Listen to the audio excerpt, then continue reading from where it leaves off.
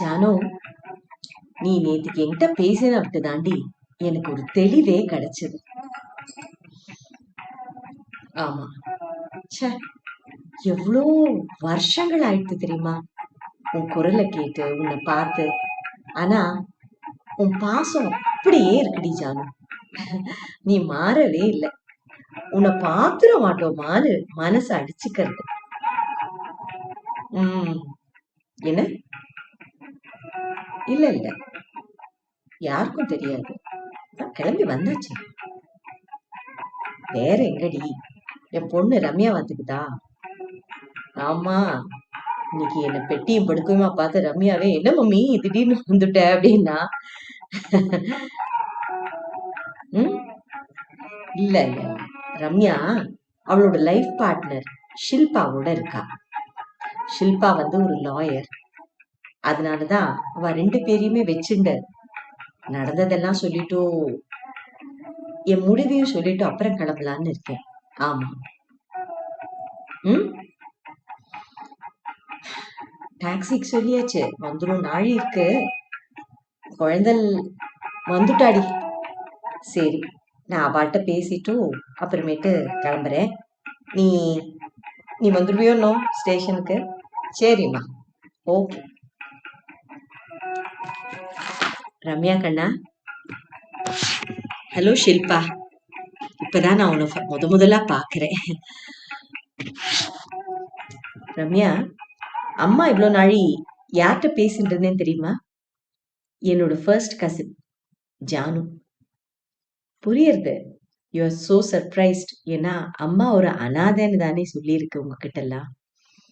That's not true. இன்னைக்கு எல்லா உண்மையும் சொல்லலாம் அப்படிங்கிற முடிவோடு தான்டா கண்ணா வந்திருக்கேன் நான் இங்க. Let me start from the beginning. என்னோட பூர்வீகம் வந்து தென்காசி. எங்க தாத்தா அங்க ஒரு பெரிய ஜமீன்தாரா இருந்தார். எங்க அம்மாக்கு அந்த காலத்திலேயே 300 சவரன் நகை போட்டு ஜாம் ஜாம்னு கல்யாணம் பண்ணிக்கிறத பத்தி இன்னி முடிய பேசிப்பாளாம்.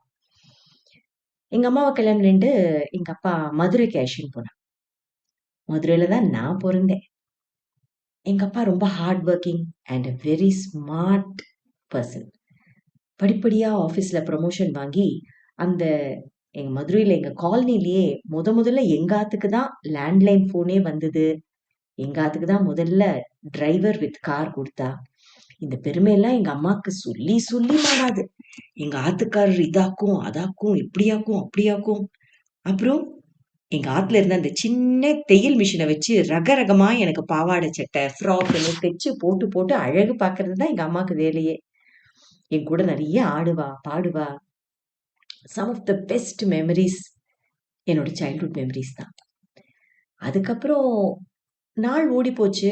எனக்கு ஒரு 9-10 வயசு இருக்கிறச்சே ஒரு நாளைக்கு எங்க ஆத்துக்கு லேண்ட்லைன்ல ஒரு அனானிமஸ் கால். உங்க வீட்டுக்காரருக்கு அவர் ஆபீஸ்ல ரேகாங்கிற பொம்பளையோட ஒரு தொடர்பு இருக்கு, எச்சரிக்கையா இருங்கோ அப்படின்னு சொல்லி வச்சுட்டான். எங்க அம்மாக்கு எப்படி டீல் பண்ணணும்னே தெரியல. ஃபர்ஸ்ட் ஆஃப் ஆல் இன்னோசென்ட், போறது வரைக்கும் கோழன், செல்ஃப் கான்பிடன்ஸே கிடையாது.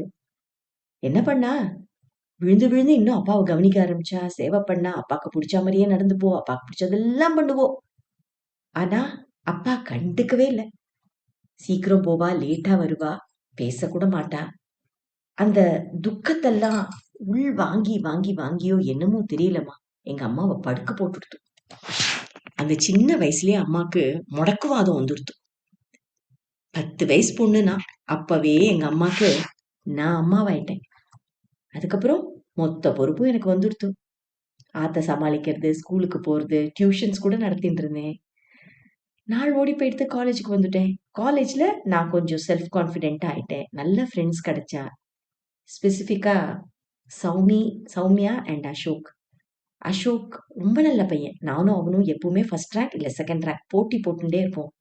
லைப்ரரியில புக்ஸ் எல்லாம் பாரோ பண்ண சேர்ந்து போவோம். ரொம்ப ஹெல்ப்ஃபுல் நேச்சர் அவனுக்கு.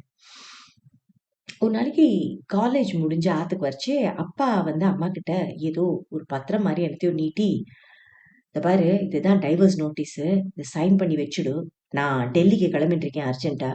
4 நாளைக்கு அப்புறம் வருவேன். அதுக்கப்புறம் நீ கோர்ட்டுக்கு வரா மாதிரி இருக்கும். டைவர்ஸ் ஆனா விட்டு உனக்கு ஜீவனாம்சம் மாசம் 500 ரூபாய் கொடுத்துடுறேன். உன் அம்பிகாவை நீயே வச்சுக்கோ, புரியுதா அப்படின்னு சொல்லிட்டு பெட்டியை பேக் பண்ணிட்டு கிளம்பிட்டா. எப்படி மனசு வந்தது அந்த மனுஷனுக்கு? இப்படி ஒரு உடம்பு முடியாதவ கிட்ட போய் நிர்தாட்சிணியமா இப்படி சொல்லி, ஐயோ அன்னைக்கு எங்க அம்மா துடிச்சு போய் அழுத மாதிரி என்னைக்குமே நான் பார்த்ததில்லை. அதனால அடுத்த நாள் கார்த்தாலேயே எங்காவது லேண்ட்லைன்ல இருந்து அப்பா ஆபீஸ்க்கு ஃபோன் பண்ணி, மே ஸ்பீக் டு ரேகா மேடம் அப்படின்னு கேட்டேன். அப்பதான் தெரியறது, அந்த ரேகா மேடம் 6 மாசம் முன்னாடியே அழகர் கோயிலுங்கிற பிரான்ச்சுக்கு டிரான்ஸ்ஃபர் வாங்கிட்டு போயிட்டாங்க. அப்பவும் நான் விடல, அழகர் கோயில் பக்கத்துல தானே இருக்கு, ஒரு நட போய் பார்த்துருவோம் அப்படின்னு சொல்லிட்டு அம்மா கிட்ட ஒரு பொய்ய சொன்னேன்.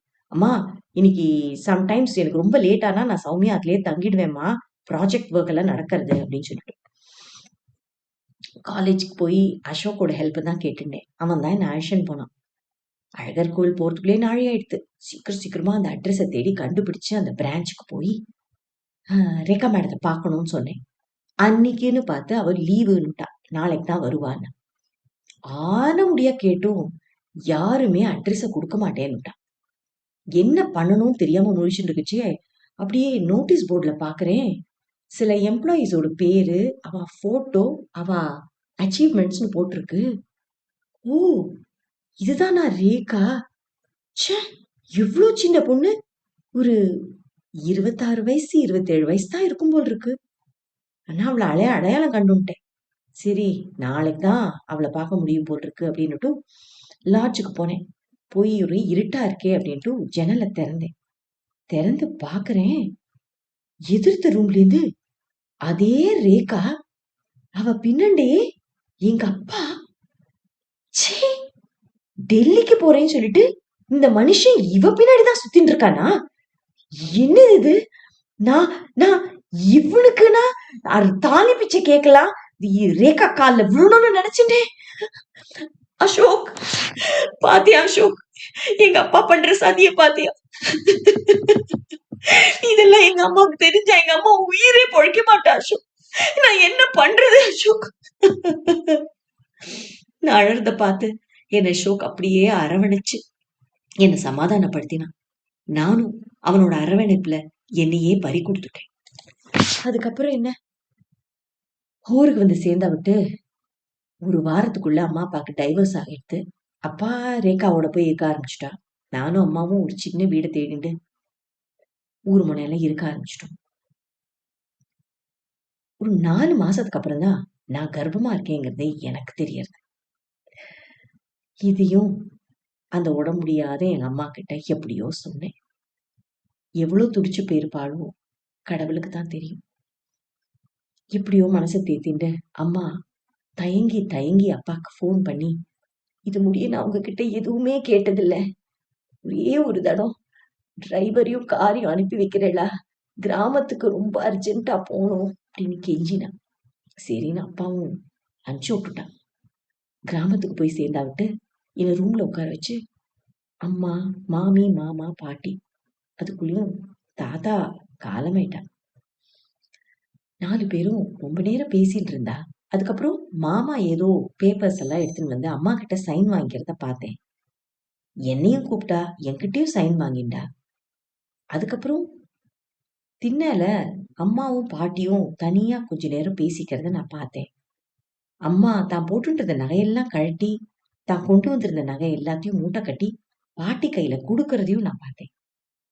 கொடுத்த கையோட திரும்பி பார்க்காம அம்மா ஒரு வார்த்தை கூட பேசாம அப்படியே போயிட்டா. கார்ல ஏறி போயிட்டா.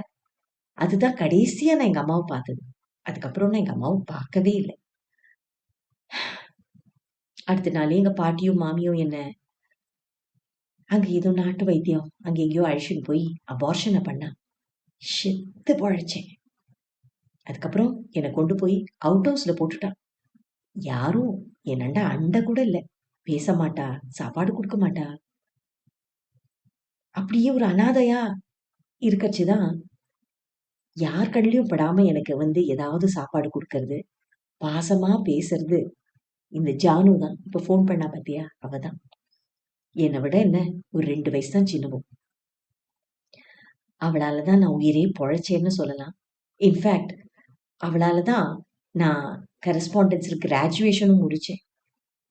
கிராஜுவேஷன் முடிச்ச கையோட எங்க மாமா மெட்ராஸ்க்கு போய் எனக்கு வரன் தேட ஆரம்பிச்சிட்டார். அப்புறம் என்ன, ஸ்ரீனிவாசன் அப்படின்ட்டு ஒரு வரன் வந்திருக்கு. இதோ உங்க அப்பா வரன் தான். அவ குடும்பத்துல ஒரே டிமாண்ட் தான், ஒண்ணுதான். குறைஞ்சது 50,000 ரூபாய் கேஷ் டவுரி, 50 சவரன் நகை. எங்க அம்மா தான் நிறைய எதேஷ்டமா நகை கொடுத்துட்டு போயிருந்தாளே.